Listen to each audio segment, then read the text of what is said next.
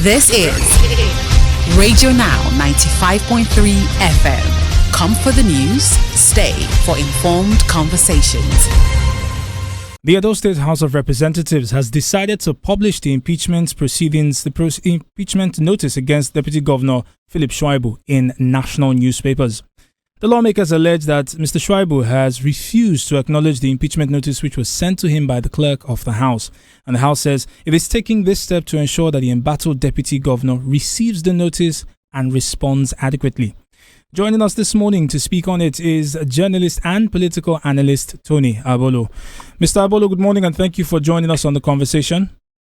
Thank you very much, Steve. Good morning. Good morning. What is your reaction to the move by the House of Representatives to publish the impeachment notice against the Deputy Governor in the dailies? Well, I've also read his personal assistant's response to the House.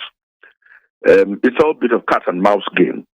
Why did he reply yesterday, making a rebuttal that at no time did the clerk of the House either serve him a notice, either in his house, in his office, or anywhere ever since? He didn't make that rebuttal until yesterday, the 12th, because the letter was signed on the 12th by the House, signed by one Olabayo, who is his personal assistant. And he claims, or according to Olabayo, the Deputy Governor claims that he's been out of town since the 3rd of March, and he's been away to Abuja, and he has not been back. But even if I could corroborate, when I wanted to talk with his communications man, as 2 days ago, I was told that he is out, which of course confirms that he's really out. But then, if he is out and he knows about what is on the ground and knows how severe it is, then he would have made every effort to receive or instruct somebody to receive, and then let him just answer in whatever way he wants to. But he prefers this other way of cat and mouse game. So he has put out this rebuttal. He didn't get the notice, but the lawmakers have now said it will be in national dailies. What's his reaction to that, and what do you expect it to be? Of course, there's no denying. Of course, like by law, once I can't get you to deliver it, then you have to be served by other means. And this is the other means. And the other means is to send it out in the public space, which is to advertise it in the newspapers. And by the time it's in the national newspapers, and I think I've already seen a copy of the one in Observer. So by the time it's out, I don't think he will now make any more denial that he didn't get a notice. Because by now, even if his reaction means he knows about he being served and given 7 days notice. So, in fact, one of the things I was trying to inquire was, will he now take another 7 days? I couldn't get a legal opinion on that. Whether he gets another 7 more days within which to respond. So that's what we'll be waiting for. So, Mr. Abolo, before we explore this a little further, I'd like us to speak about the people of Edo State. Earlier, when we touched on this, when the initial notice was served, you had mentioned that the people from the deputy governor's area were not pleased with this. So speak to us about that, how they're reacting to the latest development. Okay. In truth, I'm getting some feedback. People are saying, well, come to think of it, if the impeachment effort goes on, of course that will mean these people regard that they are not wanted. And of course, the people will not forget that there was a time Obaseki had an issue with Oshiomhole, which, in Nigeria, everything is interpreted in ethnic terms, which means, Obaseki doesn't like Afemai people. He doesn't like, and incidentally, Shuaibu and former governor Oshiomhole come from the same constituency, which means, they're not liked. So that may mean that they will now want to vote against the PDP. That's if everything sails through.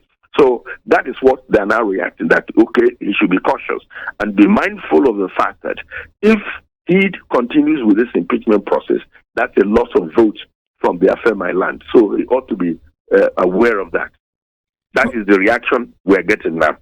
All right. So, Mr. Bolo, last year, Mr. Shuaibu actually initiated a court process that prevents the governor, the speaker, and some other parties from actually instituting an impeachment proceeding against him. This latest move by the House, is it in contravention of that particular court judgment? No, because they had withdrawn that. They had withdrawn that from Abuja last year. So there's no contravention. This one goes ahead as is. If I may use the legal language, as they have saved it, it will go through this process of publication, and of course, if within another 7 days, that is, if that is the interpretation, and it doesn't make any response, then the House will be free to institute a panel that will examine the issues and then take a decision, maybe with or without him. And just finally, Mr. Obolo, if the House does succeed with this impeachment, what does it mean for the remaining months left in Governor Obaseki's term? Given the behavior of the governor, at least we know him for who he is. He's quite resolute about whatever he puts his mind to. And he's been moving astronomically, I must confess. I've never seen the amount of roads being constructed in one go, buildings being finished, projects being initiated in different parts of the state. So I think he's just going to go ahead, irrespective of what the man does or doesn't do. In any case, has he been available to join him in working? Has he? No. Most of his jobs have been reassigned. So consequently, the ship of state does not stop because he is here or is not here. He reacts, he doesn't react, even if he's thrown out. Of course, there are about 2 names that have been bandied already. One of them happens to be my friend. That the person they're even mentioning happens to be Pascal Ugoma, was a former member of the House, and I think about the same time as he himself, Shuaibu, was in the House. Pascal Ugoma was a chairman of Esako Central, which means he's also trying to cut in politically to move into a place which is Afemai land, which means he's also cutting Afemai vote. So if that is lost in Shuaibu's area, he will gain it in Pascal Gome's area. Mr. Bolo, thank you very much for speaking with us this morning. Our guest on the conversation is Tony Abolo, a journalist and political analyst out of Edo State, speaking to us on the Edo State House of Representatives' decision to publish the impeachment notice against the Deputy Governor Philip Shuaibu in national dailies. Do stay with us. The conversation continues on Now Breakfast.